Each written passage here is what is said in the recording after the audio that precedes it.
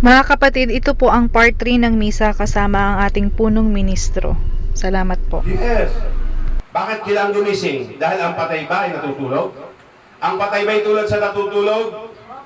Para magising, makinig sa sinasabi ng Espiritu sa mga iglesia. Amen? Amen. Geraldine, congratulations. Mamaya na, ipirmahan pa namin yung moral character. Ang sabi pa rito, ipinanganak siyang tulad ng isang karaniwang tao. Pinanganak siyang tulad ng isang pangkaraniwang tao. Para matupad ang nakasulat sa aklat ni Isaias na isang babae ang magdirihi at magsisilang ng isang sanggol na lalaki at tatawaging Emmanuel. Ang Emmanuel, ang ibig sabihin, kasama natin ang Diyos. At nakasama nga ng tao ang Diyos sa gitna ng mga Hudyo. At iyan ang ating kinamulatan. Every December 25, ginugunitan natin ang Pasko ng pagsilang ng Mesaya sa Sabsaban. Ngunit dahil tayo ay nasa kay Amang Iskopos na, ipinahawatig ni Amang Iskopos ang katotohanan, ang kaliwanagan. Ano ang sabi ni Amang Iskopos? Ang tunay niyang kapanganakan ay October 1, Year 8 BC. Year 8 BC. At kahit ang banal na kasulatan ay may nakasulat sa dito sa aklat ng kronolohiya ay ganito ang nakasulat, mga minamahal na kapatid. Sa kabababaan ng AD 1 at AD 30. Ang kasalukuyang panahon ay niyang nagsimula sa kapanganakan ni Jesucristo noong AD 1, Anno Domini, taon ng Panginoon sa wikang Tagalog.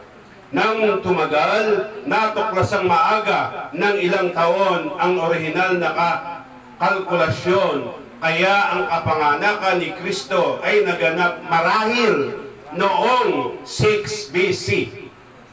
So natuklasan nila na hindi December 25 ang tunay na kapanganakan ng Panginoon, 81. Natuklasan nila, nakalkulan nila ng kapanganakan marahil ng Panginoong Jesus sa Sabsaban, nagsilang sa Sabsaban ay 6 BC. Ngunit pagdating ng Espiritu Santo, tutulungan niya kayong maunawaan ng buong katotohanan, magwiwika siya ayon sa kanyang narinig at ipapahayag ang mga bagay na darating. Una, ipinahayag niya ang Iskopos sa Cavite City sa pamamagitan ni Elder Lourdes Pedro Ortiz na ang kanyang tunay na kapanganakan ay October 1, hindi December 25. At ipinahayag niya ang Iskopos yung taon na 8 BC dito sa Sabang, nang gamitin naman ang aking kapatid na si Elder Mirna Tabing Torres. Na ang tunay na kapanganakan niya, October 1, 0008 BC. Hindi 6 BC. 8 BC. October 1, 8 BC. Ang ibig sabihin, mga kapatid, nang mag-1 AD month of October, ay 8 taon na ang Panginoon. Ngunit pagtungtong ng first day of Anno Domini, ay 7 taon lamang ang Panginoong Jesucristo at 3 buwan. 7 taon at 3 buwan. Naging 8 taon siya pagsikat ng October 1, 1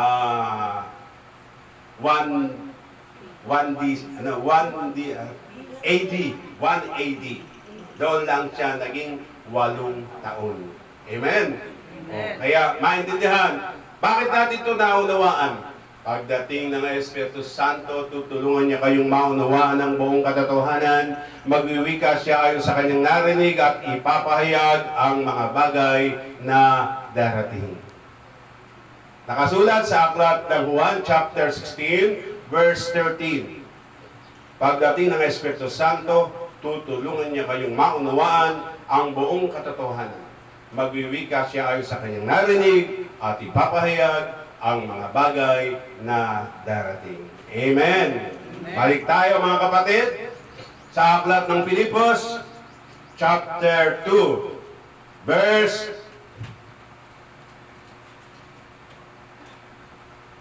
8.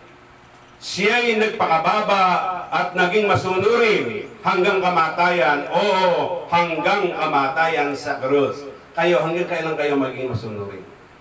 Dapat ba hanggang kamatayan kayo maging masunurin? Tama si sister. Ang sagot niya, opo. Sino ang sasama sa kanya? Sino ang sasama kay sister? Na ngayon pa lamang siya ay nagsusuri kay Amang Iskopkos, pero sumasagot siya ng tama. Ang ibig sabihin ba noon, daig mo ang mga nauna? Ang mga nauna. Tamimi. Oh. Ikaw, baguhan. Nagtasya kami kanina. Ngayon ka pa lang susuri siya, pero sumasagot ka. Naghahanap ka ba ng liwanag? Naghahanap ka ba kung ano ang buong katotohanan? Dito mo lang mahasumpungan. Wala sa second mystery. Sa second mystery, puro bulahan. Puro awayan. Dahil ang magnanakaw galit sa kapwa magnanakaw. Kaya hindi sila magkakampi-kampi. Sila mag-aaway-away. Dahil siyempre ang gusto ng isa, mas manaig siya. Dahil pag ikaw ay mas nanaig sa iba, mas marami kang followers. At tuwan-tuwa ang mga tagasunod. Akala na, yun ang totoo. Hindi nila alam. Kumukulong asupre pa rin ang kanilang sasubbahan sa uli. Kaya tandaan natin, mga minamahal na kapatid, ang sabi pa, kaya naman, siya'y tinampok ng Diyos at binigyan ng pangalang higit sa lahat ng pangalan. Higit ba ang pangalan na Jesus kay Amang Iskopkos? No. No. Dahil si Jesus ang may sabi, dakila ang Ama kaysa akin. Dakila ba si Jesus? Yes. Pero si Jesus mismo nagsabi, nasa aklat ng Juan chapter 14 verse 28, dakila ang Ama kaysa akin. At nakasulat din sa chapter 10 verse 29, ano nakasulat doon? Minister, bago yung ako at ang Ama ay isa. Ano nakasulat doon? Lalong ang Ama ay lalong dakila sa lahat. No? Ako at ang Ama ay isa. Kaya ang ibig sabihin, walang higit na pangalan kaya sa pangalan ni Jesus kung ang pag-uusapan pagdiligtas. Walang higit na pangalan kay Jesus kung ang pag-uusapan ay pagliligtas. Sa isang hukuman, sino si Jesus sa ating buhay? Siya ba ang ating counsel attorney? O siya ba ang hukom? Elder Ganeo, sino si Jesus? Ha? Sino si Jesus sa hukuman? Tayo ba ngayon nasa hukuman? Ang santuaryong ito'y hukuman ng Diyos. Ang santuaryong ito ay paaralan ng Diyos. Nag-aaral ba kayo? Ang santuaryong ito ay maternity clinic. Dito'y sisilang ang tunay na born-again Christian. Okay. Ang tanong, kung ito'y hukuman, ano ang role ni Jesus sa atin? Hukom o counsel attorney? Siya ang ating counsel attorney. Okay? Sa hukumang ito, sino ang hukom? Si Amang Iskopkos. Alin ang mataas? Ang legal counsel o ang judge? Ang judge. Sino mataas? Mr. Pigilio. Ang abogado o ang hukom? Ang hukom. Oh. Kaya, si Jesus, walang higit na pangalan sa pangalan ipinagkaloob kay Jesus. No? Kung ang pag-uusapan ay pagliligtas. Ngunit, si Amang Iskopkos ba ay dumating na tagapagligtas? Si Amang Iskopkos ba ay dumating na tagapagligtas? Hindi po. Hindi. Ano ang kalagayan ni Amang Iskopkos nang siya'y dumating?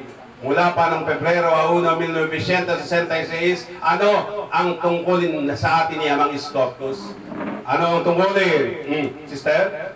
Buhayin po yung mga patay. Sana malatayan. Bukong! Yun ang tama-tama yung sinabi mo. Buhay ng mga patay, pero ino mas tama, bukong siyang dumating upang hatulan ang nangabubuhay at nangamatay na tao. Amen? Kaya higit ang pangalan ni Amang Scopus sa pangalan ni Jesus bilang bukong. Pero higit ang pangalan ni Jesus kung ang pagliligtas ang pag-uusapan, walang hihigit sa pangalan ni Jesus. Sa silong ng langit, walang ibinigay na pangalan sa ikaliligtas ng tao maliban sa pangalan ni Heso Kristo. Amen? Amen. Amen. Amen. Baliktad sa Quezon, diba? Sa Quezon, pag sinabi ko, Amen, walang nasagot. Pag sinabi ko, Amen, saka sila nasagot. Dito, baliktad, ano? Dito, pag sinabi kong Amen, walang halos nasagot. Ha? Ha? Pag sinabi kong ninaksan ko, at saka lang kayo sasagot. Kaya doon naman, pagka bumulong lang ako, at saka minasagot. Pag sinaksan ko yung Amen, walang sumasagot. Bubulong ko, Amen. Lahat sasagot, Amen. Baliktad dito sa norte, kumpara doon sa south. Kaya tandaan natin, hindi pare-pareho ang kaharian ng Diyos. Iba rito, iba roon. Amen. Tuloy natin, chapter 10. Ano pat ang lahat ng nilalang na nasa langit, nasa lupa, at nasa ilalim ng lupa ay maninikluhod at sasamba sa Kanya. At ipapahayag ng lahat na si Jesucristo ang Panginoon sa ikararangal ng Diyos Ama. Sa palagay niyo ba sa ating pananampalataya sa ngalan ng Anak Jesus, ikararangal tayo ni Ama? Ikararangal natin may ikararangal ba ang Ama sa atin? Sa second ministry? Wala eh. Hindi natin mabibigyan ng karangalan si Amang Scopus kung tayo nandoon pa sa second mystery. Ngayon pa lamang natin mabibigyan ng karangalan ng ating Amang nasa langit. Ngayon tayo ay tinuturuan na ng Panginoong Heso Kristo bilang Espiritu na sumasa atin. Nagtuturo at nagpapaalaala ng lahat ng kanyang mga aral at turo at gawa. Amen.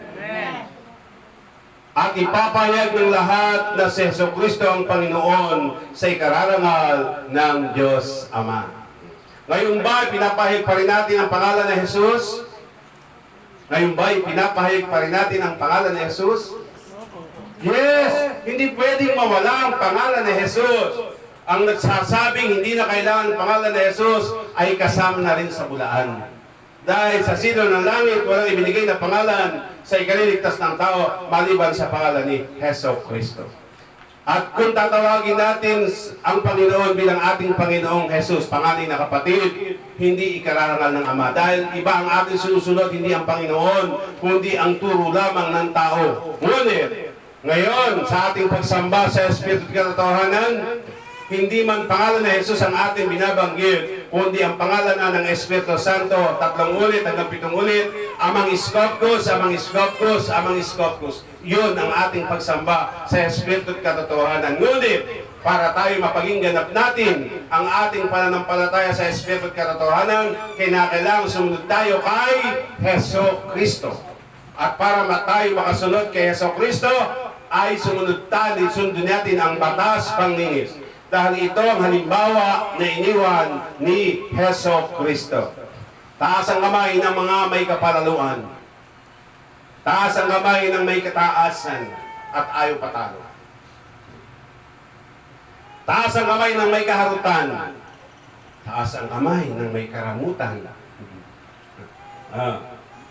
Siguraduhin nyo na hindi kayo sinungaling. Dahil sa akin, pwede kayong makapagsinungaling. Sa Ama, hindi. Sa Ama, sa akin, pwede kayong magbalat kayo. Kaya Amang Scopus ay hindi. Dahil alam ni Amang Scopus ang nasa puso't isipan ng bawat isa. Kaya sikapin natin Sikapin natin na sa ating paggampan bilang Kristo sa wakas ng panahon ay maging liwanag tayo. Maging liwanag tayo tulad ng ilaw na halimbawa ni Jesus. Sino ang ilaw ng sanlibutan? Ayon sa banal na kasulatan? Si Kristo, si Jesus ang ilaw ng sanlibutan. Si Jesus ba ang tinawag na Kristo? Yes. Tayo ba ngayon ang gagampang Kristo? At kung tayo ang gagampang Kristo, magsilbi tayong ilaw tulad ni Kristo. Sa mga taong nadidimlan, sa mga taong naliligaw ng landasin, ay akayin natin tungo sa tunay na liwanag na itinuturo sa atin ni Amang Iskopos sa pamamagitan ng Espiritu ni Jesucristo na siyang nagpapaalaala sa atin sa lahat ng kanyang mabuting ginawa, aral at turo na iniwan sa lupa upang ito ang magsilbing daan tungo sa katotohanan at buhay. Verse 12. Magliwanag tulad ng ilaw, kaya nga mga minamahal, higit na kailangan maging masunurin kayo ngayon kaysa noong kasama ninyo ako. Ngayon, babaguhin ko. Kaya nga mga kapatid o mga minamahigit na kailangan maging masunurin tayo ngayon kaysa noong tayo nasa second mystery. Amen? Dahil doon sa second mystery, masunod natin ang turo ng tao. Ngayon, ang turo ni Kristo ang dapat ng masunod natin dito sa ating pagsamba sa Espiritu Santo at sa kapurihan ni Amang Iskopos at ng Panginoong Heso Kristo. May takot at panginginig. May takot at panginginig na magpatuloy kayo sa paggawa hanggang sa malubos ang inyong kaligtasan. Paano malulubos ang ating kaligtasan? Kailangan malubos natin masunod ang batas, panglinis. Huwag tatalikod kay Amang Iskopos dahil ang tumalikod ay di na kalulutan. Kaya nga, kung ano man ang inyong... Ay, nakita ko ang nanay ni Francia. Andito si Francia. Wala? Patay. Hindi mo kasama, Francia. Di ba noon sinabi ko, bibigyan ko siya ng kwintas? Oh. Dala ko. Pero, hindi mo lang pala kasama. Kala ko sasama lang. Natutulog pa. Ibibigay ko sa iyo. Okay. Sapagkat ang Diyos na nagbibigay sa inyo ng pagnanasa at kakayahang maisagawa ang kanyang kalooban. Gawin ninyo ang lahat ng bagay ng walang tutol at pagtatalo. Uso pa rin dito pagtatalo? Uso pa rin ang mga pagtutol? Tandaan natin, tayo nag-iimpok ng kayamanan sa langit. Pero, pwede ba nating isabay ang pag-iimpok ng kayamanan sa lupa? Pwede ba? Pwede. Huwag mo lang ihigit yung pag-iimpok sa lupa ng pag-iimpok sa langit. Dahil tayo ay tao, andito pa sa lupa, nangangailangan ng pera. Amen? Amen. Kaya nga si Reverend, ang inyong acting provincial minister, ay naghahanap buhay pa rin. Dahil kailangan mabuhay, kailangan panggastos sa misyon, kailangan ang pangsuporta sa mga kapatid. Kaya, pwede natin itong pagsabayin. Ngunit isa lang ang ibigin, ang Diyos. Si Amang Iskopos data, ang kanyang mga salita ang dapat nating pangunahin sa ating pag-ibig. No? Huwag yung pangunahin mo yung salapi, pag-ibig sa salapi, secondary lamang kay Amang Iskopos. Mali yun. Pwede natin yung pagsabayin, ngunit ibigay natin higit ang ating isip at puso't kalooban at ang ating panahon sa Diyos. Tsaka pa lamang sa secondary lamang sa material. Amen? Amen. Taas ang kamay ng gusto yumaman sa langit. Taas ang kamay yung gusto yumaman sa langit. Ba, yung iba, hindi ayaw ha. Sige, titingnan ko. Taas ang kamay ang gusto yumaman sa lupa. Siyempre. Parehas. Ang ayaw tumaas, hipokrito kayo. No? Hipokrita kayo pag hindi kayo nagtaas. Pagka tandaan niyo yung mga hindi nagtaas, ha, mga kapatid, tandaan niya, kita niyo, ha? No. At tatandaan ko yung hindi nagtaas. Ako nga naghahangad ako na yumaman pa rin sa lupa Bakit? Para sa ministeryo at ilaw ni Amang Isko. Para sa ministeryo at ilaw ni Amang Isko. Kung sa akin lang yung pera ko, pwede na akong magpakaligaya, di ba? Pero hindi ako maging maligaya dahil kulang at kulang yon sa dami ninyo. At sa dami ng santuaryo na ipapagawa. Kaya hindi ako naghahangad ng milyon. Ang hangad ko ay bilyon at trilyon. Naunawaan niyo mga kapatid? Kaya, pero hindi ko yun ipagpapalit, hindi ko ipagpapalit doon ang pangkayaman ng panlangit. Hindi ko iwanan ang ministeryo at ilaw ni Amang Iskopkos at ang pagpapahayag ng mabuting balita at ng bagong pangalan ng dahil lamang sa pera. Kaya ako naghahangad ng maraming pera, marami na tayo na kapatiran na naghihirap at marami na tayong kapatiran na nangangailangan pero wala akong may bigay dahil sa panggas lang, kulang pa. Naunawaan niyo mga kapatid? Kaya sa iyo, Elder Ganelo, makinig ka mamaya. Ang gustong yumaman sa pangmaterial, pwedeng maiwan mamaya. Ngunit kung kayo ay hahatol at hahamak at mag-iisip ng masama, huwag na lang kayong makinig. Naunawaan niyo mga kapatid, ako, maraming kabiguan na naranasan, pero hindi ako humihinto dahil meron akong pangarap na tinatarget. Maiangat ang ministeryo at ilaw ni Amang Iskopkos.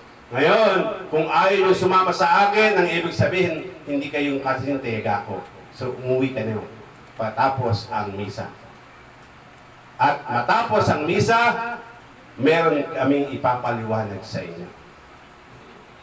Inay, kung gusto nyo ng pag-asa. Ako, ngayon may pag-asa. Pero kung lahat kayo aasa, kukulangin. Kaya kailangan kayo ay gumawa rin ng paraan para sa pag-asa ngayon. Para tayo magtulong-tulong. Sabi ba niya, magtulong-tulong? Sinabi ba, anak, ikaw na lamang magtiis siya, tulungan mo lang sila. Hindi pwede. Ayaw ni Ama ng pasusuhin lahat kayo. Kailangan lahat tayo nagpapasuso. Bakit? Sino ba pinasuso? Di ba ang nasanggol? Di ba? Ngayon, sino ang aso dyan? Sino ang tuta? Sino ang pusa? Di natin alam, di ba? Pero at least sanggol pa rin yan. Kaya tandaan ninyo mga kapatid, hindi mawawala ang salita ng Diyos hanggang sa dulo ng daigdig, hanggang sa wakas ng daigdig.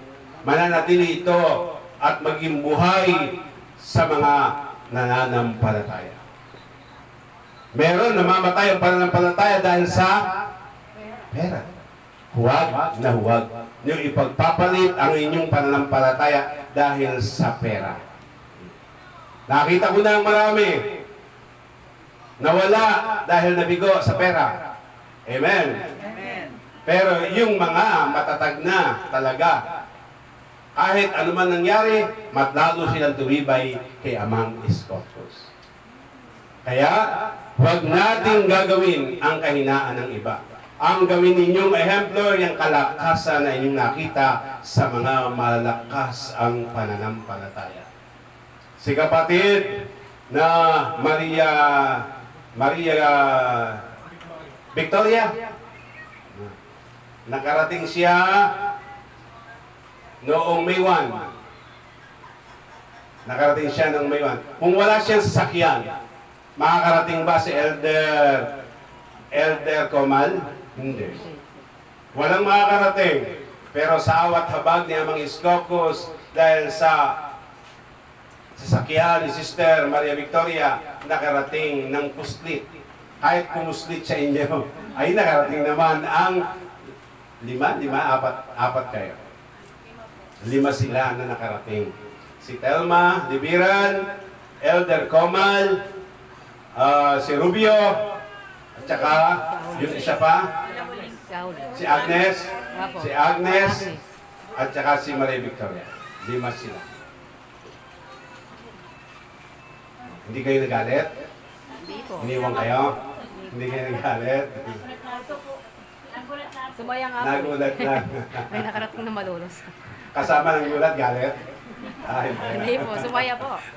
sige. Kaya, kailangan pa rin natin talaga ang material.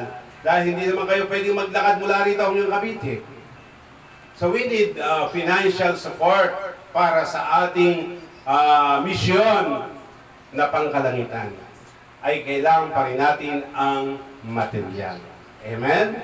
At huwag na huwag kayong manghihina sa pananampalataya kung hindi agad nakukuha yon.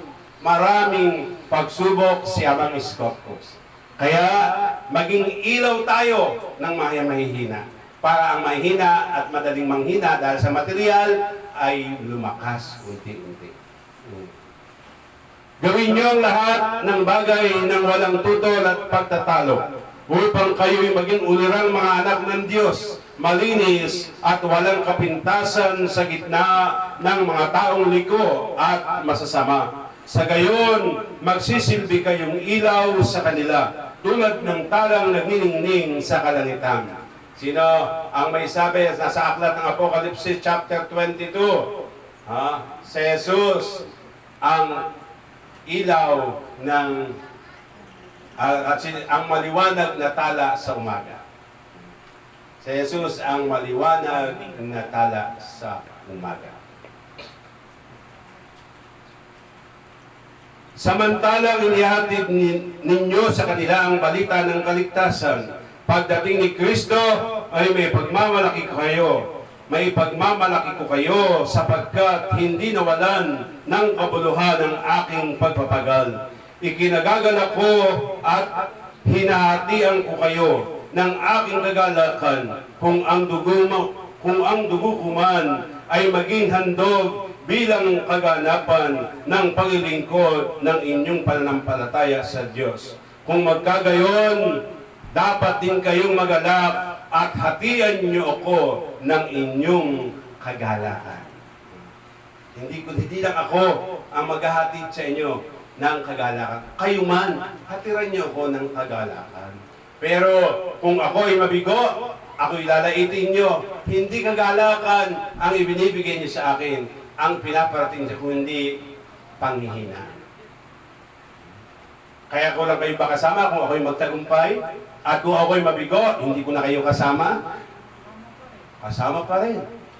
Sister Maria Victoria, kung ikaw kung ako ba'y magtagumpay, kasama kita. At kung ako ba'y hindi magtagumpay, iyon na ako. Siguraduhin mo. Ay, tandaan niyo mga minamahal na kapatid, yan ang ating ebanghelyo. Sa araw na ito, ang halimbawang iniwan ni Kristo at maging liwanag tulad ng ilaw.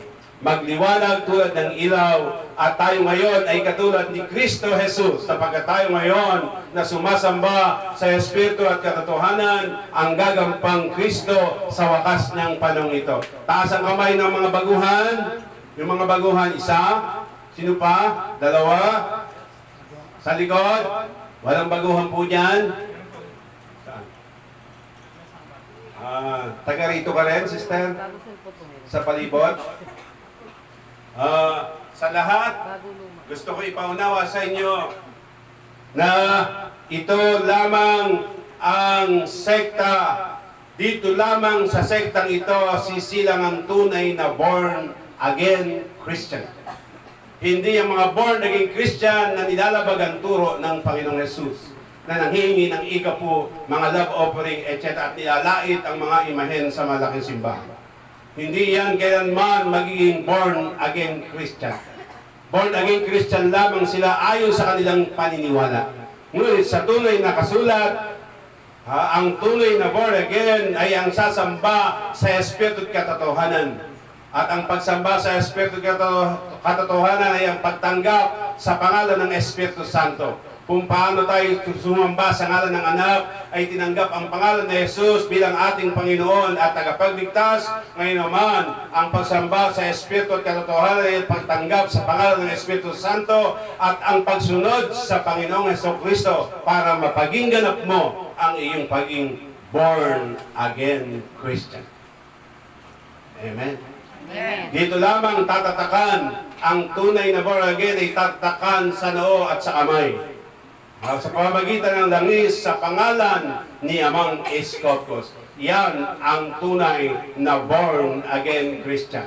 Ngunit, kung hindi nyo mapaging ganap ang pagiging born again Christian, sa pamamagitan ng pagsunod at pagsasapamuhay ng batas panglinis, born again Christian ka lang sa pangalan ni Amang Iskopos, ngunit hindi mo napaging ganap ang tunay na pagsilang mo sa Espiritu at katotohanan. Ang tunay na pagsilang sa Espiritu at katotohanan ay may isinasapamuhay mo ang batas panglinis upang mabago ang iyong pagkatao. Ano ang unang-unang dinadagdag sa pananampalataya? Kabutihang asa. Kabutihang asal. Lahat tayo masasama ang asal. Taas ang kamay ng walang masamang asal. Taas ang kamay ng walang masamang asal. Taas ang kamay ng may masamang asal. Ayaw ko sumama. Sige, ang mga nagpapagal na banal-banalan. Lahat tayo masama asal. Pero, pwede nating limitahan ang kasamaang asal na yan. Kung maunawaan nyo ang batas panglinis, doon nyo mapagiging ganap ang inyong pananampalataya. Ngunit sa Espiritu katotohanan ay sumunod sa aral at turo ng Panginoon. At ang aral at turo ng Panginoon ay ang pagsunod. Ang buod ay ang batas panglinis. Yan ang salamin ng ang batas panglinis ang salamin ng ating kaluluwa. Ang salaming nadudurog, ang salamin ng ating katawan. Ang salamin ng ating kaluluwa ay ang batas panglinis. Nakasulat ba? Nakasulat sa aklat ng Apokalipsis, chapter 4, verse 5. Basahin ko mga kapatid. Sino ang nainip na? Taas ang kamay. Kapatid, paano yung uya? Ano ang sabi sa aklat ng Apokalipsis chapter 5, chapter 4, verse 5. Ganito, babasahin ko sa inyo mga kapatid.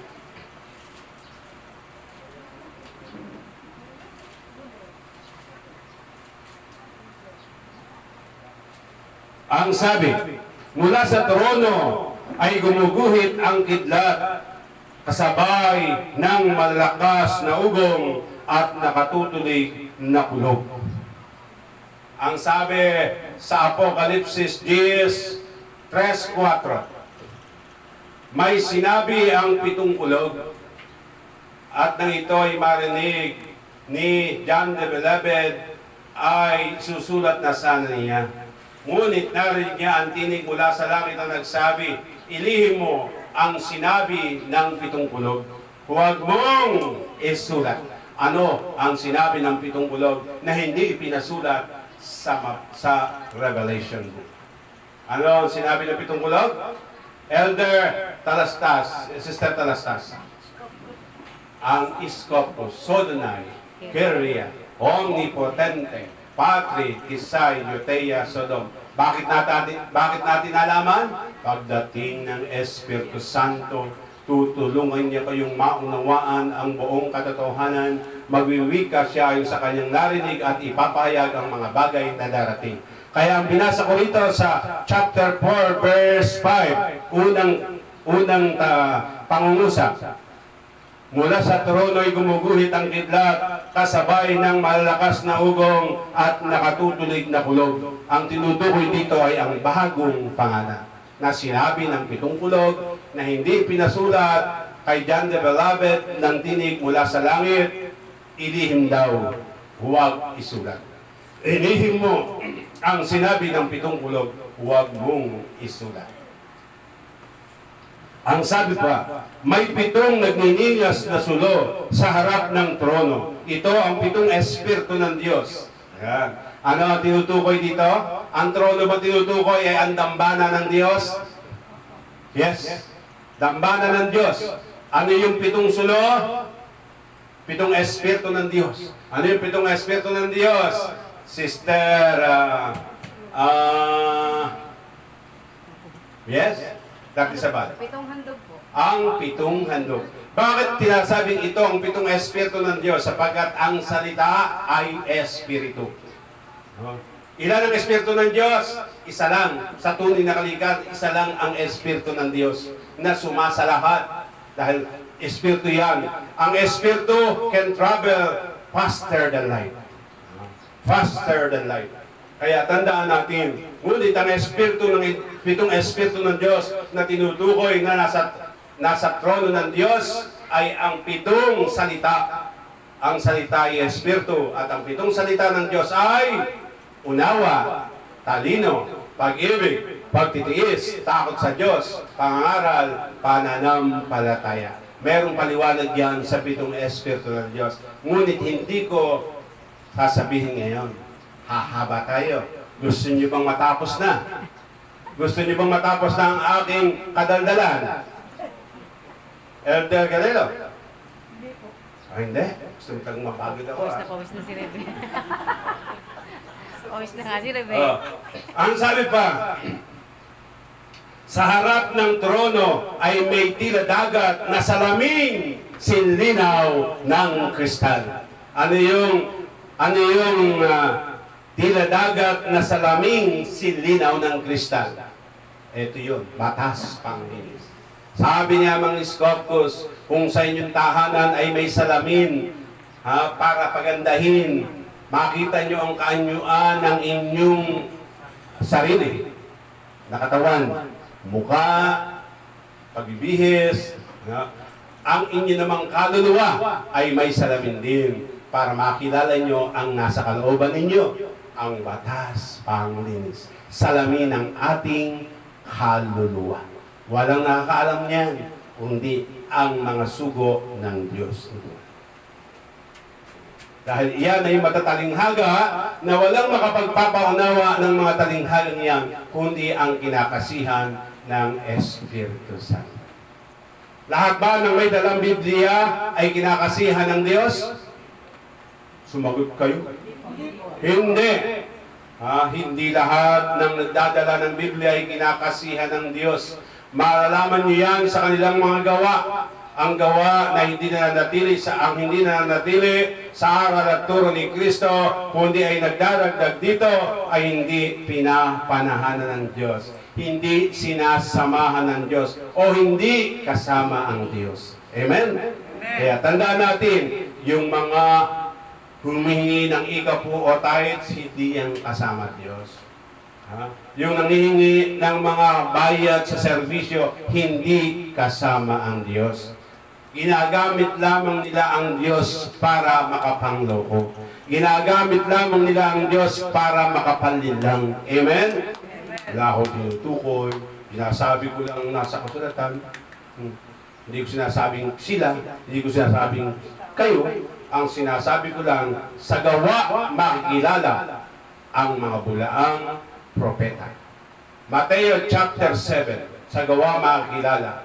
Ano kasama ng bulaang propeta? Bulaang guro, bulaang mangaral. Sa isang salita, Antikristo. Sa wikang Tagalog, kaaway ni Kristo. Laban kay Kristo. Amen? Kaya ang lahat ng mga lumalabag sa araw ng Panginoon ay kaaway ni Kristo. At ang kaaway ni Kristo, hindi ginagamit ng Diyos. Hindi pinapanahanan ng Diyos. Ginagamit lamang nila ang Diyos para masabing sila'y nasa Diyos. Ngunit sa mga mapaniwalain, madali nilangin ng katalinuhan ng sanlibutan ito. Kaya huwag tayong palilinlang, mga minamahal na kapatid. Huwag tayong padadaya sapagkat sadyang sa panahon pa ni Jesus Christ ay kanya nang sinabi na ang Antikristo ay nasa panahon na niya. Sino yung mga Antikristo sa panahon ni Jesus Christ? Ang mga ayaw maniwala kay Kristo, sa Mesaya, na siya isinugo ng Diyos Ama. Sino yun? Mga taong simbahan din. Kaya tandaan natin, ang kalaban ng Diyos, unang-una, taong simbahan din. Amen? Amen. Kaya huwag nating kakalimutan. Ang mabuting balita ay pinapahayag at pinapaalala sa atin ni Amang Scotus para matutuhan natin ang hindi natin napagsikapang matutuhan sa second mystery. Ngayon, tayo ay nasa third mystery. Nasa third mystery. At ang pagsamba natin sa Espiritu at katotohanan, ang ating pagyamanin ngayon sa ating buhay. Ang pagsasapamuhay ng aral at turo ng Panginoong Heso Kristo. Hindi ng turo ng tao. Purihin ang Diyos. Magsitayo po ang lahat upang ipagpatuloy natin ang banal na misa sa pamamagitan ng ating acting provincial minister ng Bulacan, Reverend Minister Joselito P. Maria.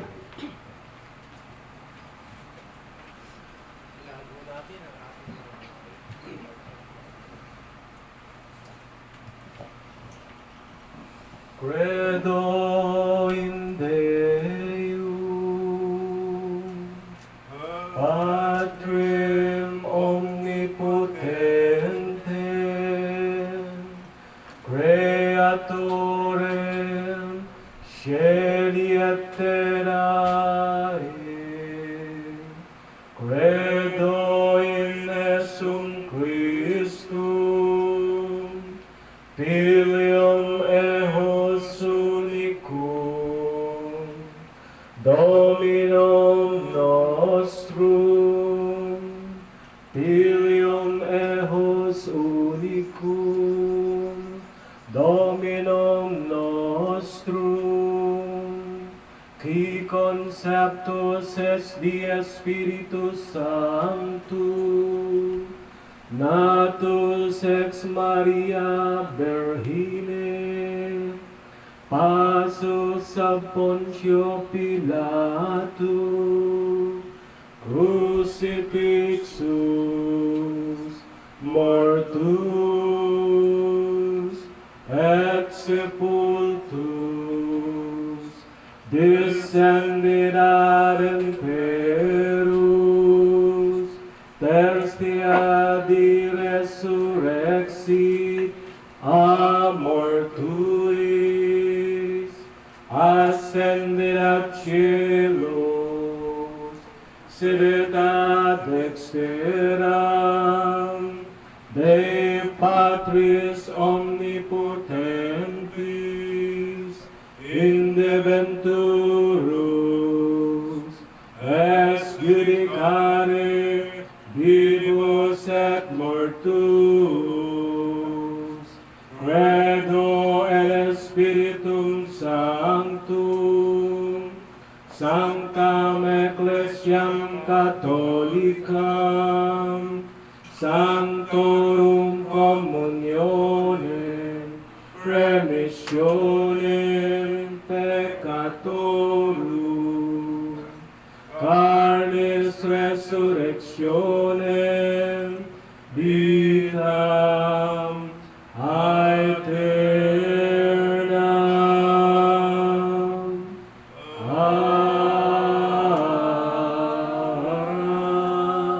Amen. Gloria Patri et Filii et Spiritui Sancti. Sumasati ng pagpapala.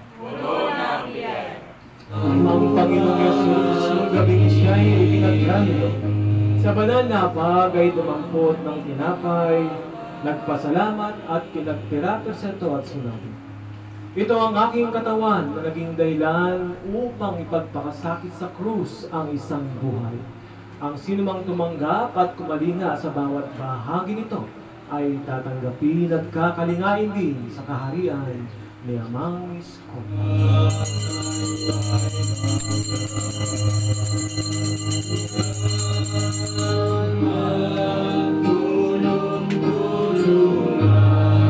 Ngayon din naman na matapos ang banal na hapunan ay hinawakan niya ang saro at sinabi, Ang sarong ito ang bagong tipan na pinagtitibay ng aking dugo.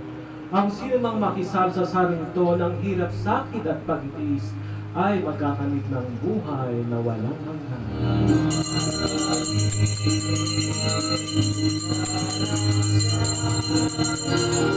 Sapagkat kung kayo'y kakain ng tinapay ito at iinom sa sarong ito, ay inahayag nyo ang kamatayan ng ating Panginoong Hesukristo hanggang sa kanyang muling pagparito.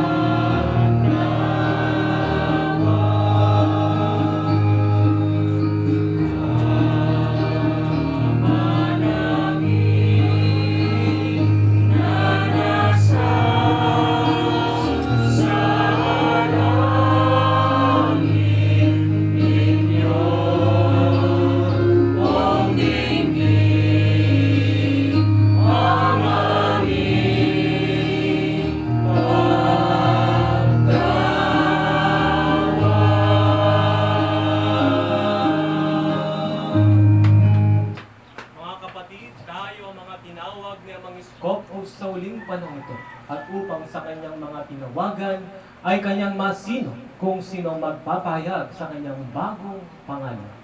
Now is the time.